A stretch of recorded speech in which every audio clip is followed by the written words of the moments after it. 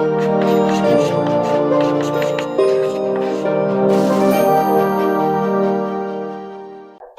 Friends, आज हम लोग एक और वीडियो है जिसमें हम लोग बहुत इंपॉर्टेंट क्वेश्चंस हैं board examination point of view से और बाकी भी इकोनॉमिक्स अंडरस्टैंडिंग के उनको डिस्कस करेंगे। हिंदी और इंग्लिश दोनों ही मीडियम के लिए है। समस्या ये होती है कि कई बार हिंदी में बहुत सारी चीजें नहीं मिल रही होती, इसीलिए हम लोगों ने हिंदी में काम करना स्टार्ट किया। तो अगर आप सारे वीडियो को देखेंगे तो मैं हिंदी के टर्म्स भी बोलते हुए सारी चीजें हिंदी में भी एक्सप्लेन कर देता हूं। कई बार टेक्स्ट आपको सिर्फ इंग्लिश में मिलेगा, लेकिन प्रश्न हम लोगों ने दोनों भाषाओं में लिखे हुए हैं। तो हिंदी मीडियम के विद्यार्थी भी देख सकते हैं और इंग्लिश मीडियम के लोग भी देख सकते हैं। तो चलिए स्टार्ट करते हैं। प्रश्न क्या है? प्रवाह मत के किन्हीं दो उदाहरणों का उल्लेख कीजिए। प्रवाह मत क्या होता है? फ्लो का आपको आइडिया बताना है। फ्लो क्या होता है? मैंने बताया था कि कोई पानी की टंकी है, इसमें जो नल खुला हुआ है वहां से जो पानी आ रहा है, ठीक, तो इसको हम लोग बोल देंगे फ्लो। यहां पर जो पानी इकट्ठा हो चुका है इसको हम लोग बोल देते हैं क्या? स्टॉक। तो जो फ्लो है उसी को हम लोग हिंदी में बोलते हैं प्रवाह। क्या क्या हो सकता है? इन्वेस्टमेंट, निवेश। जब आप निवेश कर रहे होते हो तो आप पूंजी को बना रहे होते हो, तो पूंजी जो है वो तो स्टॉक हो गई, लेकिन जो निवेश हुआ वो क्या हो गया? फ्लो। तो एक तो उदाहरण आपका निवेश हो गया। ऐसे ही दूसरा उदाहरण क्या हो सकता है? कुछ भी हो सकता है। आप ब्याज ले रहे हैं किसी से, तो आपने पूंजी रखी हुई है, पूंजी से आपको जो ब्याज मिल रहा है वो ब्याज क्या है? वो एक फ्लो है, ठीक। और जो पूंजी यहां पर भी है वो क्या हो जाएगा आपका? वो भी स्टॉक हो जाएगा। तो ब्याज आप बोल सकते हो, निवेश बोल सकते हो, इस तरह की चीजें हो सकती है। तो इन्वेस्टमेंट और इंटरेस्ट, ये आपके दो उदाहरण हो गए। ऐसे बहुत सारे उदाहरण हो सकते हैं, ठीक। अच्छा, दूसरा क्या है? कर शब्द की परिभाषा। तो कर को अलग अलग तरह से लोग डिफाइन करते हैं। टैक्स है ना, सिंपली आप ये समझ लो कि टैक्स किसी भी अर्थव्यवस्था में किसी सरकार द्वारा लोगों से लिए जाने वाला पैसा है जिसके बदले सरकार कोई सेवा दे अथवा ना दे। सरकार देती है, लेकिन आप कर दे करके ये नहीं मान सकते कि मैंने आपको इतना टैक्स दिया तो आप मुझे पैसा दो। एक हमारे कॉमेडियन ने, कपिल शर्मा, तो उन्होंने एक बार ऐसा कुछ ट्वीट किया था कि 15 करोड़ रुपए मैं टैक्स देता हूं। तो आप टैक्स दे रहे हो क्योंकि आप उसी अर्थव्यवस्था में सरकार ने आपको माहौल दिया है काम करने का, तब आप कुछ पैसे कमा पा रहे हो और इसकी वजह से आप टैक्स दे रहे हो। लेकिन आप सरकार से ये नहीं कर सकते कि मैंने इतना टैक्स दिया तो मुझे ये सर्विसेज दो, क्यों? सरकार वहां पर आपको, सरकार की कोई ऐसी सीधी जिम्मेदारी नहीं बनती है। लेकिन सरकार टैक्स लेती क्यों है? क्योंकि बहुत सारी ऐसी पब्लिक सर्विसेज हैं, पब्लिक गुड्स हैं, सार्वजनिक वस्तुएं हैं, सार्वजनिक सेवाएं हैं जो सरकार ही उपलब्ध कराती है। सार्वजनिक वस्तुओं को हम लोग बोलते हैं पब्लिक गुड्स, जैसे कि डिफेंस है, पुलिस है और कई रोड्स हैं, इंफ्रास्ट्रक्चर है, आधारिक संरचना है। ये सारी चीजें सरकार ही प्रोवाइड कराएगी। क्यों? क्योंकि इनका नेचर ही ऐसा होता है जहां पर निजी क्षेत्र आकर के काम नहीं कर सकता। ये बात भी हम लोगों ने अपने चैप्टर में अच्छे से डिस्कस की हुई है, ठीक है। तो क्या क्या हो जाता है, इसको इस तरह से देख सकते हैं। Tax is a compulsory financial charge. Compulsory मतलब आपको देना ही होगा, है ना। अब जो लोग इनकम टैक्स नहीं देते वो लोग भी इनडायरेक्ट टैक्स तो देते हैं, अप्रत्यक्ष कर तो देते ही। कोई भी सामान आप खरीदते हो उस पर टैक्स लगा होता है। सामान्यतः एकदम सीधा अनाज खरीदोगे तो उस पर टैक्स सरकार नहीं लगाती, क्योंकि वो बहुत ही इसेंशियल गुड्स मान लिया जाता है, जो बहुत ही आवश्यक है। तो क्या हो जाता है? और some other type of levy, जो भी एक तरह का शुल्क है या चुंगी है, इसको चुंगी बोल सकते हैं हिंदी में, imposed on A tax payer, किसी भी टैक्स पेयर पर लगता है। टैक्स पेयर कोई इंसान भी हो सकता है, व्यक्ति हो सकता है, या कोई भी कंपनी हो सकती है, फर्म हो सकती है। एन इंडिविजुअल और लीगल एंटिटी, कोई भी वैधानिक अस्तित्व वाली कोई भी एंटिटी हो सकती है। क्या क्या है? By a governmental organisation in order to fund governmental spending. सरकार अपने खर्चों को फंड करने के लिए, सरकार अपने खर्चों को पूरा करने के लिए लोगों से जो पैसे लेती है उसको हम लोग टैक्स बोल देते हैं। एंड वेरियस पब्लिक एक्सपेंडिचर, और सरकार अपने और लोगों जो समाज के लिए खर्च कर रही है उसके लिए पैसे लेती है, उसी को हम लोग टैक्स बोल देते हैं। ये तो आप आराम से समझ सकते हो, बहुत ही आसान चीज है, सारे लोगों को ये इसका आइडिया होगा। अब एक प्रश्न आता है, मान लीजिए कि एक काल्पनिक अर्थव्यवस्था में आय की राशि 5,000 करोड़ से बढ़कर 6,000 करोड़ पहुंच जाती है। आय को हम लोग कैसे दिखाया करते थे? y से। तो y1 मान लेते हैं आपकी 5,000 थी, 5,000 करोड़, ठीक है, करोड़ नहीं लिखते हैं, सिर्फ सीधा सीधा देख लेते हैं। y2 आपकी हो गई 6,000 करोड़। अच्छा, डेल्टा वाई से क्या दिखाते हैं? डेल्टा वाई से दिखाते हैं कि वाई में कितने का परिवर्तन हुआ। तो 6,000 बाद में हो गई, 5,000 पहले, तो कितने का परिवर्तन हो गया? 1,000 का। तो डेल्टा वाई आपका हो गया 1,000। अच्छा, इसी तरह से आगे क्या लिखा हुआ है? परिणामतः उपभोग व्यय, जो कंजम्पशन एक्सपेंडिचर है, वो 4,000 करोड़ से बढ़कर के 4,600 करोड़ का हो गया। तो इसी तरह से आप कंजम्पशन को, उपभोग को दिखाते हो डेल्टा सी से, उपभोग में होने वाले परिवर्तन को। बाद में 4,600 है, पहले 4,000 था, तो अंतर कितने का हो गया? 600 करोड़ का। अच्छा, पूछा गया है क्या? सीमांत उपभोग प्रवृत्ति का मूल्य क्या होगा? सीमांत उपभोग प्रवृत्ति को हम लोग बोलते हैं मार्जिनल प्रोपेंसिटी टू कंज्यूम। क्या होगा? तो इसी को हम लोग दिखा सकते हैं सी, जो स्मॉल सी से दिखाते हैं, ये क्या होता है? कैपिटल डेल्टा सी बटे डेल्टा वाई। तो 600 में आप 1000 से भाग दोगे तो आपको 0.6 मिल जाएगा। ऐसा हो गया। इसी को हम लोग दूसरी तरह से भी कर सकते हैं। वो कैसे कर सकते हैं वो इंग्लिश में आपको दिखा देता हूं। इंग्लिश में भी यही प्रश्न है, सारे लोग देख सकते हैं। Suppose in hypothetical economy the income rises from 5000 crores to 6000 crores। As a result the consumption expenditure rises from 4000 crores to 4600 crores। Marginal propensity to consume, इसको ही हम लोग बोलते हैं सीमांत उपभोग प्रवृत्ति। वो कितनी होगी? तो कुछ नहीं आता अपने को, तो हम लोग को ये तो पता है कि भाई आप जो है कंजम्पशन देख रहे होते हो, कंजम्पशन को कैसे दिखाते हैं? सी से। सी क्या होता है? सी बार plus small C times Y. अच्छा, बाद में जो कंजम्पशन था वो क्या हो गया? हमेशा ये इक्वेशन हो जाएगा आपकी उपभोग करने की, कंजम्पशन की। तो हम लोग ऐसे लिखेंगे यार कुछ भी नहीं पता है तो 4000 कितना हो जाएगा? 4000 बराबर हो जाएगा आपका सी बार कुछ है मुझे नहीं पता, स्मॉल सी मुझे निकालना है, लेकिन शुरू में वाई कितना है? 5000। जो स्टार्टिंग की वैल्यूज है वो रख दी यहाँ पे, ब्रैकेट लगा दिया, ठीक है, क्योंकि सी से गुणा कर रहे हैं 5000 में। बाद में कितना हो गया कंजम्पशन? 4600। ये कब है? ये भी सी बार आपको नहीं पता, लेकिन आगे स्मॉल सी टाइम्स वाई, ये कितना हो गया? 6000। जो पहला तरीका था मैंने वो भी बता दिया था, दूसरा तरीका है। अब क्या किया? नीचे वाले से ऊपर वाले को घटा देंगे।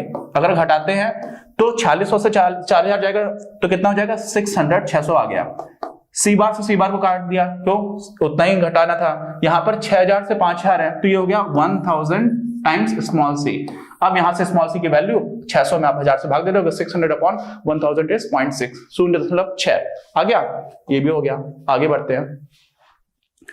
ये तो इन्होंने सॉल्यूशन कर रखा है, ठीक। अच्छा, प्राथमिक घाटे का क्या तात्पर्य है अथवा राजकोषीय घाटे का क्या तात्पर्य है? दो में से कोई एक प्रश्न कर सकते हो। हम सारी चीजों को समझ लेते हैं और ऐसा समझते हैं जिससे कि कभी भी हमारा कुछ गड़बड़ ना हो। हिंदी में प्राथमिक घाटे को हम लोग इंग्लिश में बोलते हैं प्राइमरी डेफिसिट, और राजकोषीय घाटे को बोलते हैं हम लोग फिस्कल डेफिसिट। एक और होता है जिसको हम लोग बोल देते हैं क्या? राजस्व घाटा, रेवेन्यू डेफिसिट। ये तीनों कौन से घाटे हैं? ये बजट से संबंधित घाटे हैं, ठीक है। क्या होता है? फिस्कल हो जाता है और तीसरा हो जाता है आपका रेवेन्यू। आज ये याद कर लो, बहुत ही इंपॉर्टेंट है, बहुत गवर्नमेंट एग्जाम्स में आता है और बोर्ड एग्जाम्स में भी आता है। और एक ही बार आप सारी चीजों को देख लो। बजट से संबंधित 3 तरह के घाटे होते हैं। पहला घाटा फिस्कल डेफिसिट, आप समझ लो, राजकोषीय घाटा, जिसकी सबसे ज्यादा न्यूज में बात आती है फिस्कल डेफिसिट की। क्या होता है फिस्कल डेफिसिट? सीधे तौर पर सरकार के द्वारा जितने भी उधार की आवश्यकता है उसको निरूपित करता है। क्या निरूपित करता है? गवर्नमेंट कितने पैसे को उधार ले रही है। जितना फिस्कल डेफिसिट होगा उतना ही गवर्नमेंट को उधार लेना पड़ेगा। सिंपल। क्या होता है उधार? आप समझिए। पहली चीज तो आपको समझ आ गई कि फिस्कल डेफिसिट सीधा सीधा क्या है? जितना भी सरकार उधार ले रही है। सरकार उधार क्यों लेगी? सरकार के द्वारा किया जाने वाला कुल खर्चा जब ज्यादा हो जाता है सरकार के द्वारा प्राप्त की जाने वाली सारी प्राप्तियों से या संप्राप्ति जिसको बोल सकते हैं, तो अगर सरकार का टोटल एक्सपेंडिचर ज्यादा है टोटल रेवेन्यू से, तो और टोटल रेवेन्यू में हम लोग जो बोरोइंग्स है उसको इंक्लूड नहीं कर रहे हैं, तो टोटल एक्सपेंडिचर से आपने टोटल रेवेन्यू को जब घटा दिया तो आपको मिल जाएगा फिस्कल डेफिसिट। क्या मिल जाएगा? राजकोषीय घाटा। तो ये तो हो गया आपका फिस्कल डेफिसिट, पहली चीज। अब क्या आ जाता है? हम लोग रेवेन्यू डेफिसिट की बात कर लेते हैं। राजस्व घाटा। राजस्व घाटा क्या होता है? रेवेन्यू क्या होता है? सरकार एक वर्ष के अंदर ही किए जाने वाले जो खर्चे होते हैं उनको बोल देते हैं रेवेन्यू एक्सपेंडिचर। राजस्व खर्चे जो भुगतान, और राजस्व प्राप्तियां क्या हो जाती हैं? एक ही वर्ष के अंदर सरकार को मिलने वाला जो भी पैसा है, टैक्स और नॉन टैक्स दोनों तरह का हो सकता है। तो total revenue expenditure minus total revenue जो अर्निंग्स हैं आपकी, रिसीट्स जिसको हम लोग बोल देते हैं, तो total revenue expenditure minus total revenue receipts, ये क्या हो गया आपका? Revenue deficit. ये भी समझ में आ गया। तो फिस्कल डेफिसिट हम लोग देख लिया कि सरकार की टोटल कितनी बोरोइंग्स हैं, वो हो गया। रेवेन्यू डेफिसिट क्या हो गया कि रेवेन्यू एक्सपेंडिचर से आपने रेवेन्यू डेफिसिट को घटा दिया। फिर आपका प्राइमरी घाटे पर जाओ। तो प्राइमरी घाटा क्या होता है ना? प्राइमरी घाटा सिर्फ उसी साल की बात करता है। तो प्राइमरी घाटा कहता है कि जो भी फिस्कल डेफिसिट था, यानी सरकार ने जितना भी उधार लिया, उस उधार में से हम सरकार के द्वारा जो पुराना उधार था उस पर जो ब्याज चुकाना पड़ रहा है अगर उसको घटा दें तो इस वर्ष की वजह से जो हमें समस्या आ रही है वो दिख जाती है। तो प्राइमरी डेफिसिट में वो वाली पिक्चर बहुत अच्छे से देता है कि इस समय पर क्या, इस साल हम लोगों ने जो भी फिस्कल डेफिसिट है, अगर हमने पुरानी उधार को ना देना पड़ रहा होता तो हमें कितना घाटा हो रहा है, वो आपका प्राथमिक घाटा हो जाता है। तो हम लोग क्या कर देते हैं? Fiscal deficit minus interest on previous borrowings of the government. तो ऐसे लिख देते हैं, ठीक है। तो इसी को आप देख लोगे, फिस्कल डेफिसिट क्या हुआ, राजकोषीय घाटा, गवर्नमेंट बोरोइंग्स, ये इसी के बराबर हो जाती है। जितना भी सरकार उधार ले रही है वो आपका फिस्कल डेफिसिट के बराबर हो जाता है। इसी को दूसरी तरह से लिखोगे तो टोटल एक्सपेंडिचर यानी कि कुल जो भी खर्चा हो रहा है सरकार का माइनस टोटल रिसीट्स, ठीक है, एक्सेप्ट बोरोइंग्स। क्यों? क्योंकि बोरोइंग्स अगर आप मिला लोगे रिसीट्स में, आपने प्राप्तियों में उधार को भी काउंट कर लिया, फिर तो टोटल एक्सपेंडिचर और टोटल रिसीट्स प्लस बोरोइंग्स बराबर हो जाती है। बोरोइंग्स मतलब उधार। अच्छा, इसी में रेवेन्यू क्या होता है, ये तो बहुत ही आसान हो जाता है। टोटल रेवेन्यू एक्सपेंडिचर लिख दो माइनस टोटल रेवेन्यू, सॉरी यहाँ पे एक्सपेंडिचर नहीं होगा, ये गलत लिखा हुआ है। Total revenue expenditure, total revenue receipts हो जाएगा। प्राप्तियों की बात करते हैं आप, ठीक है। अच्छा, अब प्राइमरी डेफिसिट क्या हो जाता है, जो आपने फिस्कल डेफिसिट पढ़ा हुआ था उसी में से जो आपने इंटरेस्ट पे किया हुआ है। तो करंट ईयर फिस्कल डेफिसिट आपका राजकोषीय घाटा जो भी है इस वर्ष का, minus interest paid on previous borrowings, जो आपने पहले से उधार ले रखा है उसके ऊपर जो आपको ब्याज देना पड़ रहा है आपको, मतलब इसको सरकार को, वो घटा दोगे तो आपका प्रीवियस घाटा हो जाएगा, ठीक है। अच्छा, अब देखिए क्या आता है, राष्ट्रीय आय की गणना में आने वाली दोहरी गणना की समस्या को परिभाषित कीजिए। दोहरी गणना की समस्या, डबल काउंटिंग की जो प्रॉब्लम होती है उसको। अच्छा, दोहरे गणना की समस्या के निवारण के लिए किन्हीं दो दृष्टिकोणों का उल्लेख करें। एक तो ये प्रश्न है, दूसरा नीचे वाला प्रश्न है। तो पहला प्रश्न को हम लोग पहले डिस्कस कर लेते हैं। दोहरी गणना की समस्या क्या होती है, सरकार में किसी भी अर्थव्यवस्था में बहुत सारी वस्तुओं का निर्माण हो रहा होता है, बहुत सारे गुड्स एंड सर्विसेज बन रही हैं। उन्हीं में से कई ऐसे गुड्स होते हैं जो इंटरमीडिएरी गुड्स होते हैं, जिसको हम लोग मध्यवर्ती वस्तुएं बोलते हैं। मध्यवर्ती वस्तुओं को पुनः अगली किसी और प्रोडक्शन प्रोसेस में प्रयोग करके कुछ और बना दिया जाता है। तो जब कुछ और बना दिया जाता है तो अंत में ऐसी कोई वस्तु जो हमारे प्रोडक्शन, फ्लो ऑफ प्रोडक्शन से बाहर निकल गई, उसको हम लोग फाइनल गुड बोला करते हैं, ठीक। तो जो भी मध्यवर्ती वस्तुएं हैं, अगर आपने उदाहरण के लिए मान लीजिए कपड़े बनाने वाला कोई इंसान है, तो उसने क्या किया, खेती की पहले कपास की, कॉटन, ठीक है, कॉटन आ गया, कपास आ गया, इसके बाद इसका धागा बनाया गया, यार्न बन गया, इसके बाद से इसी से कपड़ा बना दिया गया ट्रेड मिल में, उसमें टेक्सटाइल मिल में, फिर इससे टेलर ने कुछ किया, तब आपकी टी शर्ट बन गई।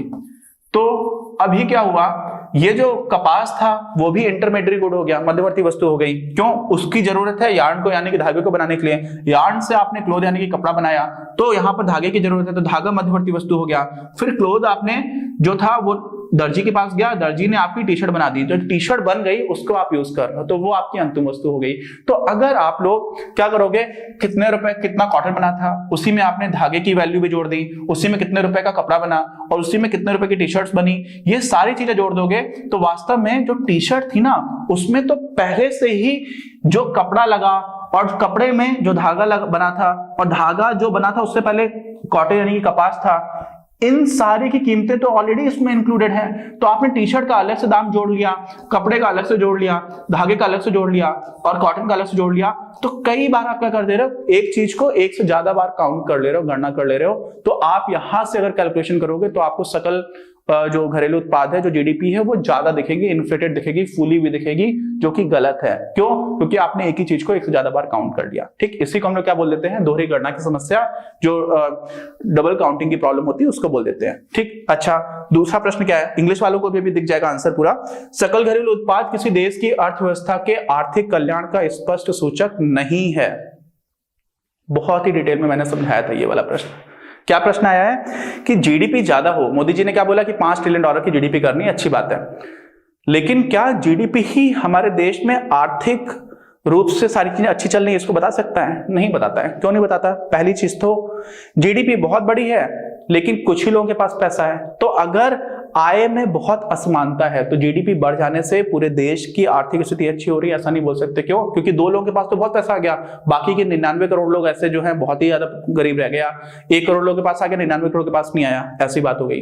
दूसरी चीज, जब भी हम लोग जीडीपी का कैलकुलेशन कर रहे होते हैं ना, उसमें ऐसी गतिविधियां जिनको बाजार में बेचा नहीं जा रहा उनको हम लोग इंक्लूड नहीं करते हैं, जबकि उनसे हमारे जीवन में बहुत ज्यादा वैल्यू ऐड हो रही होती है। जैसे घर में हमारी मम्मी खाना बना करके देती है हमको, तो हमारी माँ ने हमको खाना बना करके दिया, उसको हम लोग जीडीपी कैलकुलेशन में काउंट नहीं करते।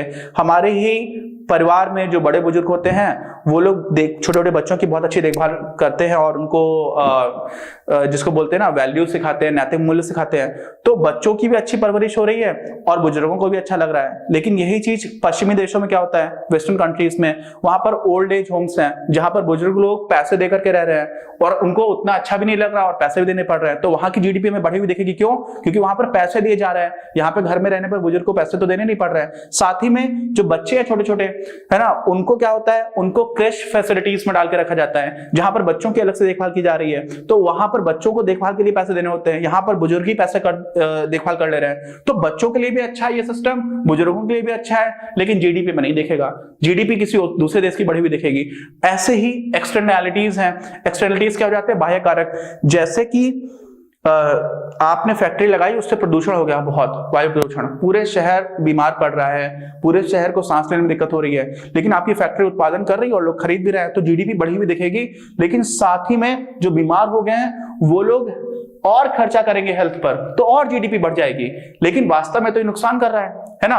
तो कई बार सिर्फ जीडीपी बढ़ता हुआ देखना जो है वो स्पष्ट सूचक नहीं होता है किसी भी सामाजिक आर्थिक रूप से समाज का में कुछ सकारात्मक परिवर्तन हो रहा है, ऐसा नहीं कह सकते हैं। ठीक है, तो ये सारे कारण है, इन्हीं को आपको इंग्लिश में भी ऐसा हो जाएगा, define the problem of double counting in the computation of national income, state any two approaches to correct the problem of double counting. अच्छा, ये हम लोगों ने बात नहीं की थी।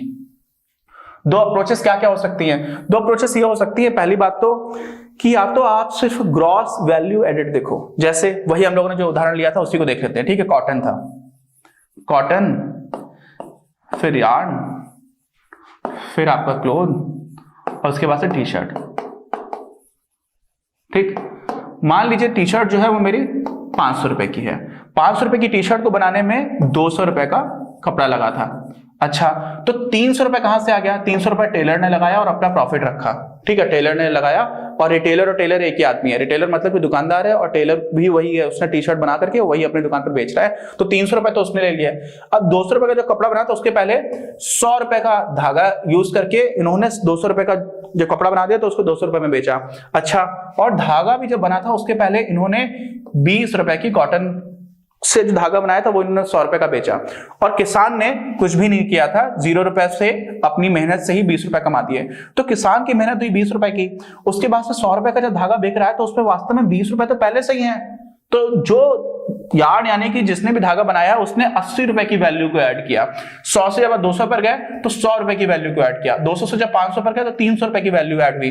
तो पहला तरीका होता है हम लोग वैल्यू एडेड जो है, जो मूल्य वर्धित हुआ है उसको ही देखें। तो वैल्यू एडेड में आप क्या देख लोगे, पहले 20 रुपए की वैल्यू जुड़ी, उसमें 80 रुपए की वैल्यू जुड़ी, 80 में 100 रुपए की वैल्यू जुड़ी, 100 में आपने 300 को जोड़ दिया, तो आपको क्या हो जाएगा, डबल काउंटिंग नहीं होगी। क्यों? क्योंकि आप सिर्फ वो देख रहे हो जो चीज जुड़ रही है, पहले से जो टोटल था उसको नहीं जोड़ रहे हो, सिर्फ जो जुड़ रहा है उसको ऐड कर रहे हो, तो डबल काउंटिंग की समस्या को आप बचा सकते हो। दूसरा तरीका बहुत सीधा है, क्या है, आपको कुछ नहीं करना है। आपने पहले तरीके में क्या किया, 20 में आपने 80 जोड़ा, कितना हो गया 100, 100 में आपने फिर से 100 जोड़ दिया, कितना हो गया 200, 200 में आपने 300 जोड़ दिया तो कितना हो गया 500। दूसरा तरीका क्या बोलता है कि जो आपका फाइनल आउटपुट है सिर्फ उसी की वैल्यू देख लो, वो भी 500 है, तो पहले तरीके से भी आपको 500 मिल रहा है, दूसरे पर भी 500 पे हो। तो ये दो तरीके ऐसे हैं जिससे कि आप लोग डबल काउंटिंग की प्रॉब्लम को बचा सकते हो, अवॉइड कर सकते हो। अच्छा, आगे बात समझ में। दूसरा प्रश्न क्या था, gross domestic product does not give us clear indication of economic welfare of a country. नहीं देता है इकोनॉमिक वेलफेयर का। क्यों नहीं देता, मैंने सारी चीजें आपको बता दी है। इसका आंसर आप लोग इस तरह से लिख सकते हो, ये आपका डबल काउंटिंग की प्रॉब्लम का है। At gross value added only, आप सिर्फ या तो ये कर लो, दूसरा क्या है, take the value of final product only. यही दोनों तरीके थे, मैंने बता दिया। इसी तरह से ये जीडीपी वाला है कि जीडीपी से आप एज जीडीपी में नॉट टेक इनटू अकाउंट क्या क्या नहीं हो सकता है, नॉन मॉनेटरी एक्सचेंजेस, जैसे घर में कोई काम कर रहा है उसको हम लोग इंक्लूड नहीं करते हैं। एक्सटर्नैलिटीज क्या क्या होती है, benefits and harms which are caused due to economic activities. जो मैंने प्रदूषण की बात की थी वो एक निगेटिव एक्सटर्नैलिटी है, ठीक है, नकारात्मक है, सकारात्मक भी होती है कुछ। किसी कंपनी ने ऐसा काम किया जिससे लोगों की वैल्यू भी ऐड हो रही है, लेकिन साथ में कुछ वातावरण में चीजें अच्छे भी हो रही है, वातावरण भी अच्छा हो रहा है, तो उसका सारे लोगों को फायदा मिल रहा है ना। तो पॉजिटिव भी होती हैं, लेकिन पॉजिटिव और नेगेटिव की वजह से क्या हो जाएगा, जीडीपी आपको वास्तविक पिक्चर नहीं दे पा रही है जो कि समाज में चल रहा है। तो ये जीडीपी की दूसरी समस्या। और तीसरा क्या हो जाता है, डिस्ट्रीब्यूशन ऑफ इनकम। इसको हम लोगों ने सबसे पहले काउंट किया था कि भाई जीडीपी आप बहुत बढ़ा लो, जीडीपी मतलब क्या हुआ, खूब बड़ा केक है, ठीक, इतने में 99% लोग खा रहे हैं और इतना बड़ा 1% खा रहा है, तो हम ये थोड़ी बोल पाएंगे कि भाई सारे लोगों को अच्छा हो रहा है, क्योंकि बहुत ज्यादा लोगों को तो बहुत ही कम हिस्सा मिल रहा है, कुछ ही लोगों के पास बहुत ज्यादा हिस्सा हो गया। तो इस तरह की प्रॉब्लम हो जाती है जीडीपी में।